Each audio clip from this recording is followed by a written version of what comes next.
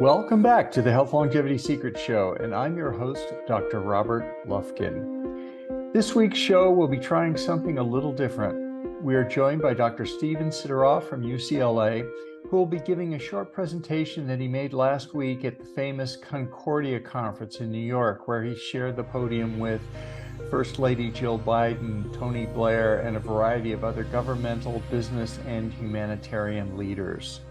Steve's message on resilience that applies to all of us comes through beautifully in his presentation entitled Clean the Lens, Sharpen the Blade, and Tune the Instrument.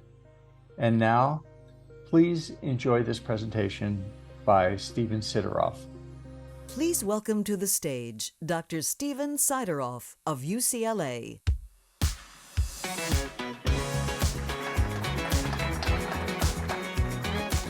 Good morning, everybody. It's a pleasure to be here. How are you all doing? Wasn't yesterday a great day? I had a great time yesterday. And today I want to talk to you about clean lens, sharpen blade, and tune instrument. And I want to begin, next slide please, thank you. A little story about a couple of lumberjacks. The Mr. Lumber on the left, very industrious, up at the break of dawn, grabs his axe, his instrument, and begins chopping wood. And he nonstop chops wood all day. And at the end of the day, the sun goes down and he is very pleased. He sees a nice big pile of lumber that he cut. Mr. Jack, he also is industrious, wakes up first thing in the morning, and he's chopping and chopping all day, but every hour he takes a 10-minute break. And at the end of the day, he looks at his pile of wood, and his pile of wood is bigger than the first one. Every time he took a 10-minute break, he sharpened his axe. He sharpened his instrument.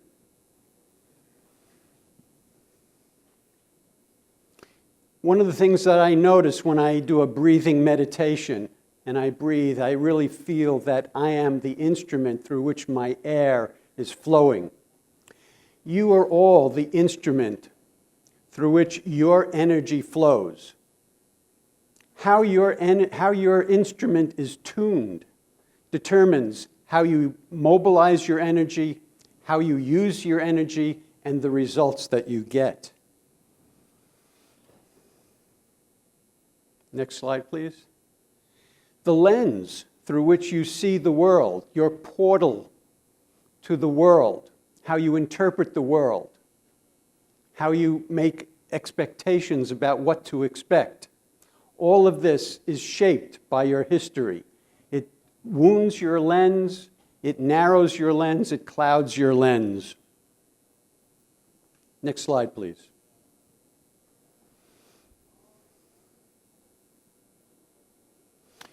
The strongest connections in our brain are imprinted from our childhood and from the evolutionary process.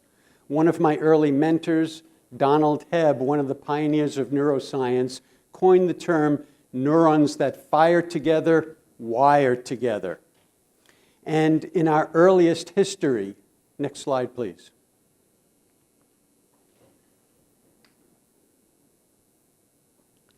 Our lens is shaped by the lessons of early childhood. These are our survival lessons that go in very deep and form what I refer to as our primitive Gestalt patterns. And these patterns are reinforced because they go into the internal voice, what I refer to as our internal parent, that we hear 24/7.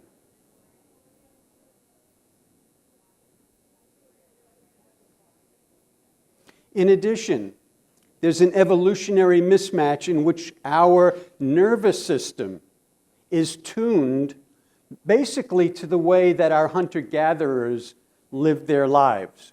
And so we have that same fight or flight response to danger, to threat, whether real or imagined, and to uncertainty. So all of this mobilizes our bodies for fight or flight. But then we have to hold in all of that energy, thus resulting in an imbalance within our nervous system, an overactivation of the stress response, and then we hold it in.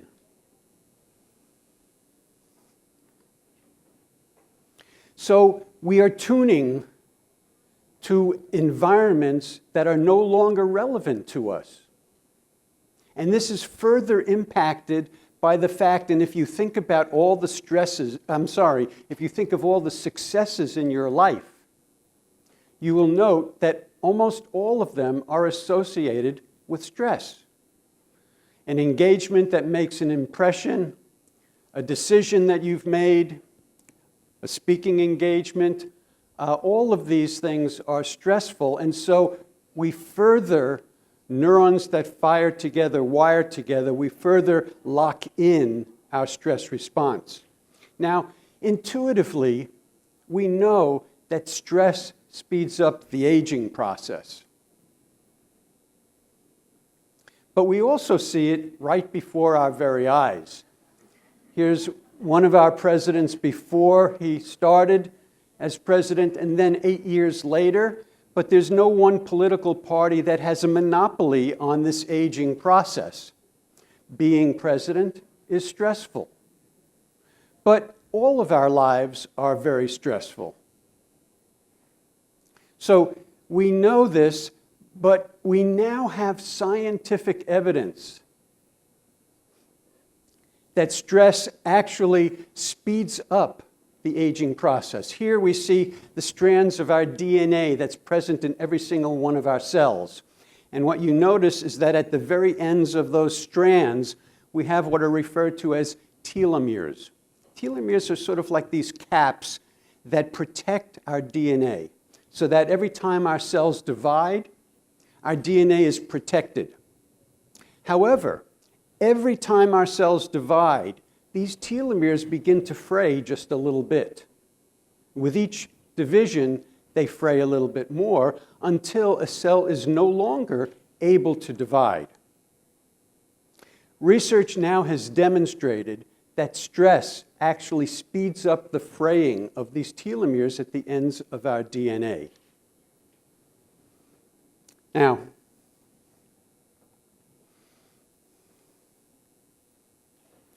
we also know that aging is the most important variable in the development of most disease processes.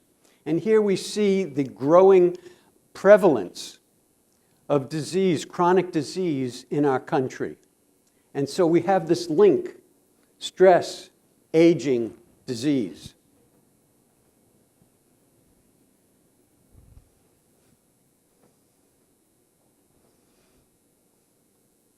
So I want to talk about two important ways that we need to retune our nervous system and our thinking. One is because it will result in personal enhanced health, performance, and longevity.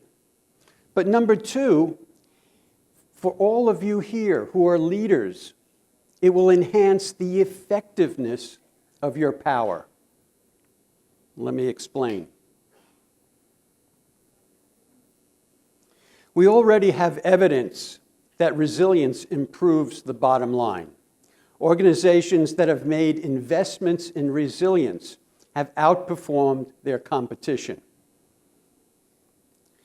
But what I want to emphasize today is that if leaders tune appropriately, if leaders become more resilient, they have an even greater impact because you will affect every person that you come in contact with. And so the effects of you tuning your instruments appropriately have leveraged effect. And we know that this is possible to retune to this environment, to your situation, because we actually have evidence. Here we can see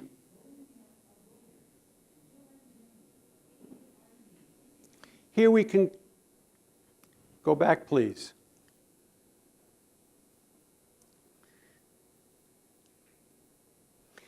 here we can see in time-lapse photography neurons actually coming together, growing and meeting each other. There we go. During a half-hour learning experience. So we know that just a half-hour learning can literally trigger growth of neurons in your brain, neuroplasticity. Very encouraging.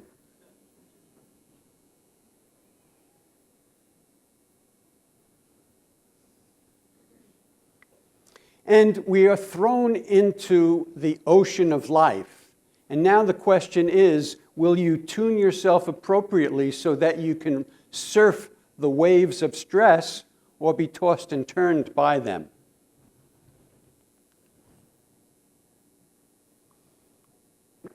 Next slide, please. And so I want to introduce you to my model of resilience. Most of the time when we think of power, which I define as the ability to get things done, which is right at the top of that pyramid of power, we only focus on getting things done. And here I want to emphasize that that ninth pillar of my model actually sits on top of 8 other pillars. In each one of them, we want to tune appropriately. So if we start at the bottom left, relationship with yourself. We've tuned our relationship with ourselves based on our childhood environment. And so we tend to be too hard on ourselves. We tend to be too critical and too judgmental. And I suggest we want to tune our relationship to ourselves with an internal parent that's loving, compassionate, accepting, supportive, and caring. That's the model of tuning to a healthy relationship with yourself. Relationship with others is based on this same model. But in addition, in relationship with others, you want to have good boundaries so you don't absorb toxic energy of negative people. Relationship with something greater. This has to do with spirituality. It has to do with meaning and purpose in your life. The next is physical balance and mastery. Here's where we get to retune our nervous system so that there's a balance between the activation of the stress response, the sympathetic nervous system, with the recovery, the parasympathetic branch of the nervous system. This takes training, practicing relaxation techniques in other ways, and simply knowing that that balance needs to take place. Again, a new level of tuning. Mental balance and mastery is about being able to think positively.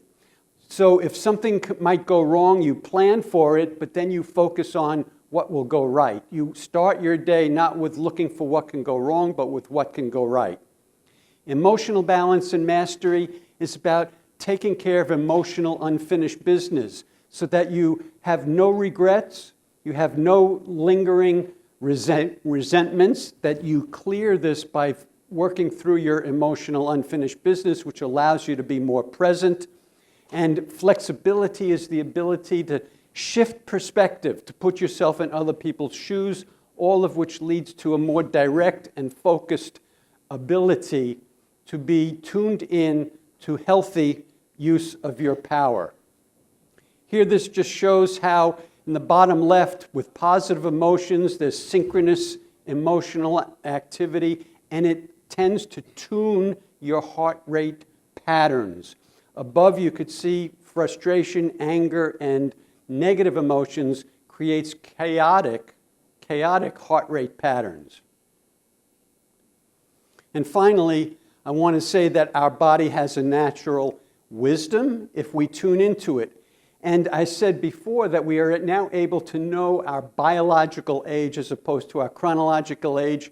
Just as an example, by following this model that I just showed you, last March I turned 75 and I did my own biological age, and I discovered that my biological age while following this model was 55 years.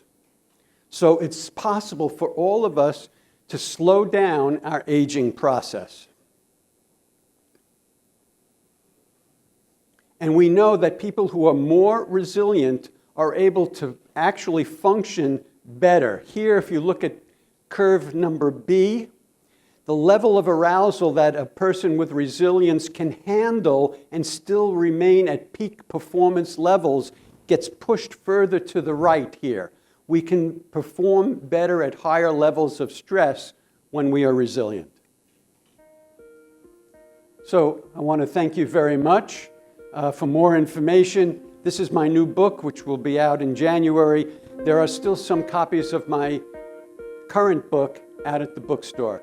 For more information, thank you very much.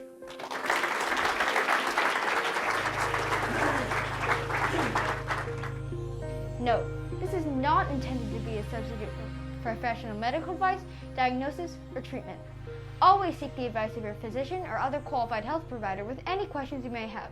Never disregard professional medical advice or delay in seeking of it because of something you have seen here. If you find this to be of value of you, please hit that like button and subscribe to support the work we do on this channel. Also, we take your suggestions and advice very seriously. Please let us know what you'd like to see on this channel. Thanks for watching, and we'll hope to see you next time.